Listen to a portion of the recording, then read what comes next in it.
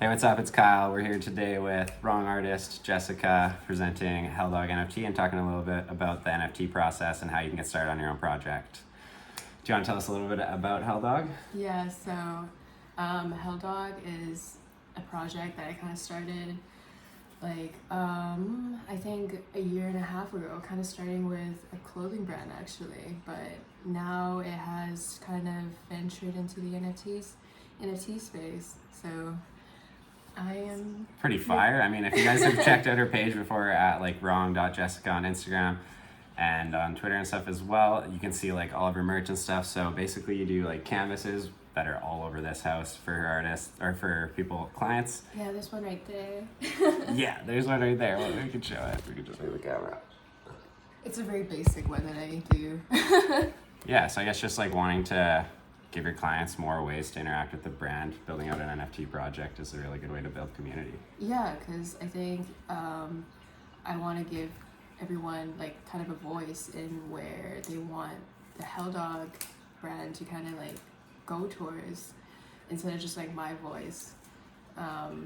Totally. Yeah. So for those of you that don't know what an NFT is, it's a non-fungible token, but realistically it's just digital proof of ownership over an asset. The same way that like if you own a vehicle or a house, you have a title to that house, or your vehicle has a vehicle identification number that can't be copied or replicated unless someone shaves it and then reprints it.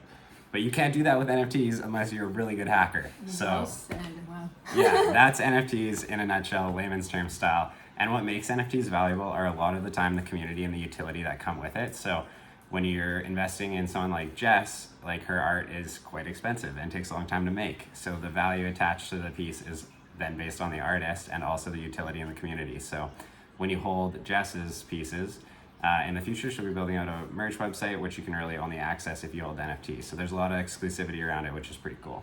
Mm-hmm. What's the connection between NFTs and cryptocurrency? For those that don't know, cryptos are like the stock for a tech company, essentially. You need cryptocurrency to buy an NFT, but NFTs aren't cryptocurrencies, although they can be used to represent a certain amount of cryptocurrency in some cases. Okay, how did you create your first NFT? Oh, it's actually like a really funny story.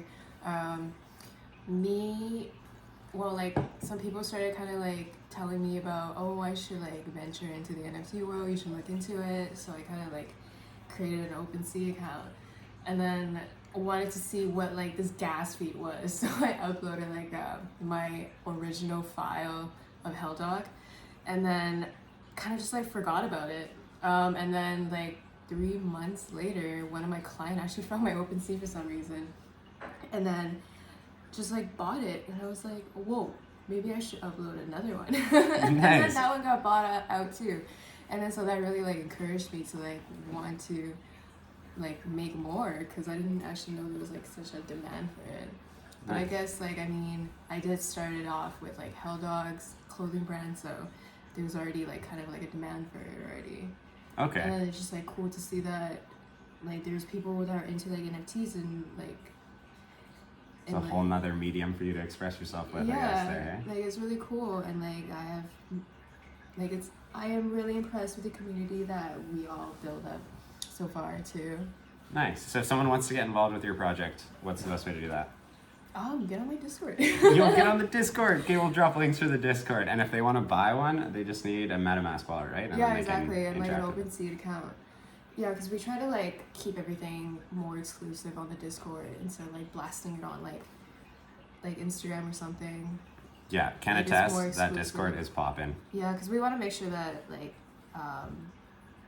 choices are made more for like our holders and stuff. Okay. That makes sense. So I guess you had a bit of a jump start on the community because you had a clothing brand and like prior clients already there to bring into the system. And it's like really cool to see like a lot of the previous like clients coming onto Discord going like, yo, like I love the brand, I just noticed that you like create NFTs. I never really invested into NFTs, but I would love to like, you know, like invest, like have yours as like my very first NFT. Nice. Because it shows that like people, you know, trust me. Yeah. That I will bring value. That's good. That's what we call a unicorn moment, when your project is so good that it makes somebody learn about blockchain so that they can go and interact with your protocol or your art.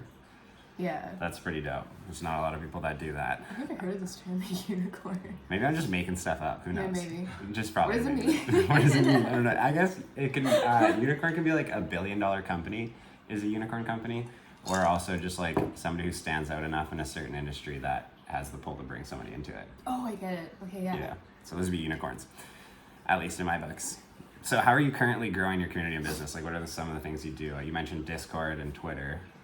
Is there like contests that you run within those? Well, Yeah. Okay, so next question is, what are some of the things that you're doing to build your community and grow your business? I'm gonna Wow. take this one as one of the community managers in Jess's place. Some of the things that you can do to like increase engagement and stuff in your community is allowing people that are in your community and have been invested since the beginning to have some sort of impact. When people have impact with a project, they want to market it word to mouth. They want to tell people about it, and they want to spread it. So that's some of the things we've been doing is adding people to our team so it can grow, and then the business grows that way. Another thing that we look for is projects that have synergies with us and are aligned with us in certain goals. If Jess can provide art to like a different protocol, then that's another way for her to network and gain exposure to a different community. So those are two ways that we've been doing it. And then obviously just like the classic contests and giveaways and stuff like that every once in a while to get new people into the circle. Sweet. Okay. What chain did you use and why?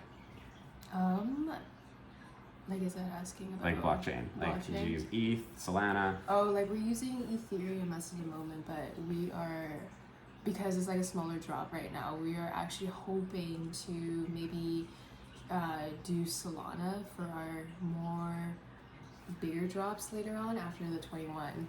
Okay. How many are going in the second drop? We are hoping like 888, still keeping it low, because like one thing that I believe in is keeping like the art original instead of like saturating it. Because I know a lot of projects do that, and like the art, like at the end of the day, like when you actually look at individual arts, like they all just look kind of the same. Yeah. Like I want to make sure that all the 888 has a chance to still have the unique, like, you know, still look unique.